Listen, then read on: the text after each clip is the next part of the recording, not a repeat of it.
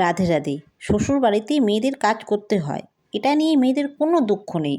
কারণ মেয়েরা ভালোভাবেই জানেন পরের বাড়িতে কেউ ফ্রিতে খাওয়াবে না, কাজ করেই তাকে খেতে হবে। দুঃখটা কোথায় জানেন? আসল দুঃখটা হচ্ছে সারাদিন কাজ করার পরেই যখন সন্ধ্যের সময় একটু বসে টিভি দেখা বা ফোন ঘাঁটা, সেই সময়ে কিন্তু বাড়ির লোকগুলো ফিরে আসে বাড়িতে।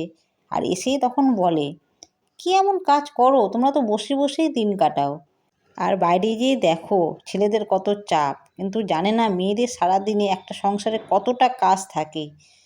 বাচ্চা মানুষ করা, সংসার সামলানো, এমন বাইরেরও কাজ কিছু না কিছু করতে হয়। ছেলেমেয়েকে পড়তে দিতে যাওয়া, স্কুলে নিয়ে যাওয়া, তার মধ্যে টাইম মতো তাদেরকে যত্ন নেওয়া, তারপরে অসুখ বিসুখ তো আছেই, ওগুলো তো একটা টাইমের দরকার, ডাক্তারের কাছে নিয়ে যাওয়া। এগুলো সত্যি মেয়েদের কাজ কাজ না, মেয়েদের কোনো কাজের কোনো গুনতি নেই, মাসের শেষে কোনো বেতনও নেই। সত্যি মেয়েদের জীবনটা একটা অদ্ভুত জীবন। মেয়েদের কাজগুলো কাজ না, কোনো হিসেব নেই যেহেতু মেয়েদের কাজের। সকাল থেকে রাত্রি পর্যন্ত একটা সংসারে কতটা কাজ থাকে, এটাই মেয়েদের জীবন।